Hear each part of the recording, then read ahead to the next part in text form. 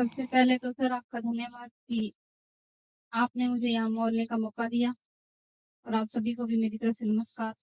मैं मेरा नाम वीरपाल कौर और यहीं मैं पास ही के गाँव चक 3 एलएलपी तहसील सूरतगढ़ जिला श्री गंगानगर से हूँ।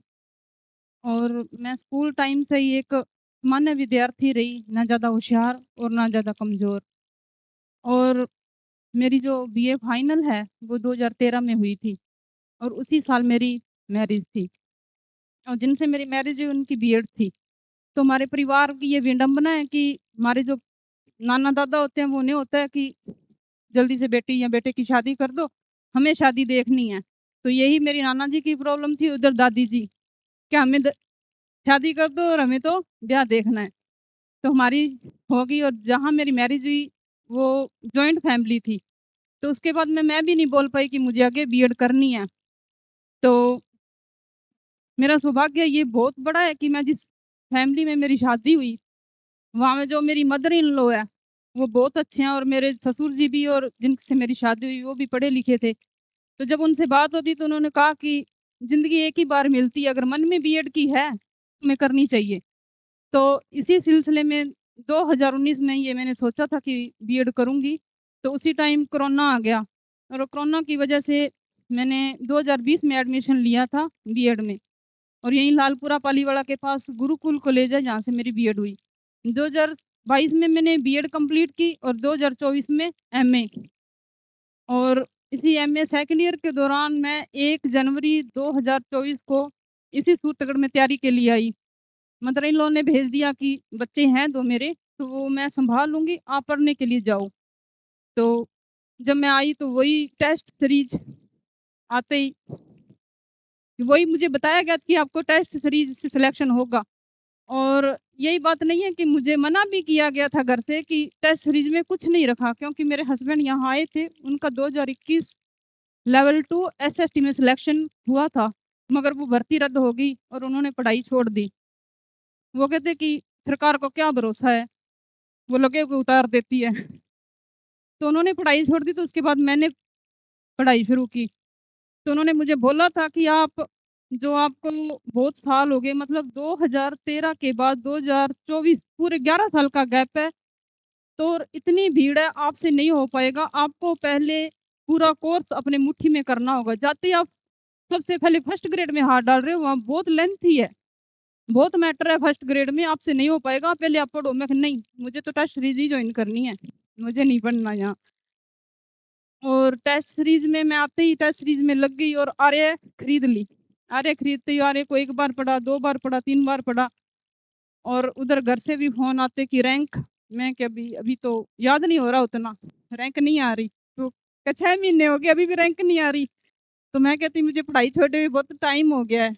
तो कहा दूसरे बच्चों की आ रही है। तो फिर मैंने दूसरे बच्चों की जिनकी आ रही है उनसे पूछा कि रैंक आ रही है, कारण बताओ? तो उन्होंने कहा कि उसी बीच में मुझे किसी से झगड़ा भी हुआ, वो कहते नहीं पढ़ नहीं यहाँ से टेट सीरीज़ से ही रैंक आ रही है। मैं कहा नहीं अपने पूछते हैं। तो हमने पूछा जिनकी रैंक आ रही है उनसे, तो उन्होंने बताया कि यहाँ आने से पहले हमने किस-किस टीचर से वहाँ ऑफ़लाइन पढ़ा है, हमने पहले कोर्स पूरा किया है, 5-6 बारी पढ़ा है, फिर हमने टेस्ट सीरीज़ जॉइन किया और उनके पीछे उनकी कोचिंग है, ना कि सीधा वो टेस्ट में नहीं उतरे। तो इसी सिलसिले में एक बार मैं सर से यहाँ आई भी थी, पर यहाँ आई तो मेरे पास एक रीज़न भी था कि मैं वहाँ टेस्ट सीरीज़ छोड़ भी नहीं सकती थी क्योंकि वहाँ मैंने लंबी फ़ीस दे रखी थी। मतलब 1 साल की फ़ीस मैंने जमा करा रखी थी वहाँ पे। तो मैं वो टेस्ट सीरीज़ की फ़ीस भी नहीं छोड़ सकती थी क्योंकि मैंने वहाँ दे रखी है फ़ीस तो मुझे वहाँ जाना ही पड़ेगा। तो मैं सेल्फ़ ही पढ़ती रही और मैंने जनवरी में वो छोड़ दी टेस्ट सीरीज़ और सेल्फ़ पढ़ने लग गई।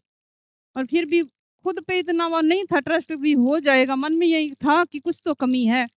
इसी दौरान मुझे सरोज ने बताया कि सर क्रैश कोर्स चला रहे हैं तो आपको वहाँ जाना चाहिए। तो मैंने सोचा कि अच्छी बात है, चलती गंगा में हम भी हाथ धो लेंगे। तो मैं भी आ गई यहाँ टेस्ट ये क्रैश कोर्स में, तो यहाँ आने के बाद मैंने पता चला कि गलती तो मैंने कर दी, अगर मैंने दिसंबर वहाँ आई थी पिछले साल, तभी से लग जाती तो बहुत कुछ अचीव कर लेती। फिर भी देर आए दुरुस्त आए, मुझे बहुत अच्छा लगा यहाँ आके कि जो मैंने पढ़ा था, उससे कहीं ज़्यादा मैंने यहाँ अचीव किया है। जो टॉपिक मैं लगभग 2 दिन लगा देती थी, जैसे पुनर्जागरण है, कुछ भी टॉपिक है, फर्स्ट वर्ल्ड वॉर है, 2 दिन लगा लेती थी वो मैंने 1 दिन में पढ़ा है उसको कंप्लीट।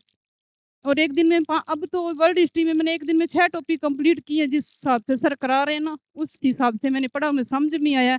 और कुछ मुझे सरोज जो इसने यहाँ पढ़ा था वर्ल्ड हिस्ट्री, वो भी मुझे समय-समय पर हम साथ ही रहते हैं तो उन्होंने करवा दिया। और टेस्ट और यहाँ आने से पहले मैं पढ़ के आती थी और यहाँ जाके भी हम इकट्ठे पढ़ते हैं तो बहुत फ़ायदा हुआ, बहुत याद हुआ। और सर का फिर से धन्यवाद कि आपने हम बच्चों के लिए इतना सोचा और इतने कम टाइम में 10 दिन में हमें इतना अच्छा करवाया।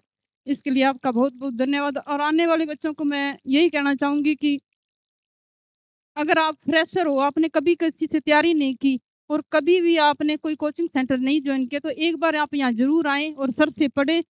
टेस्ट सीरीज़ का तभी फ़ायदा है जब हमें पूरा सिलेबस याद है। हमें कुछ भी पूछे हमें उत्तर दे सकते हैं हम, तभी फ़ायदा है, नहीं तो टेस्ट सीरीज़ का कोई फ़ायदा नहीं। वो एक मीठा ज़हर है जो डेली इंसान को मारता है बस, उससे ज़्यादा कोई नहीं। धन्यवाद।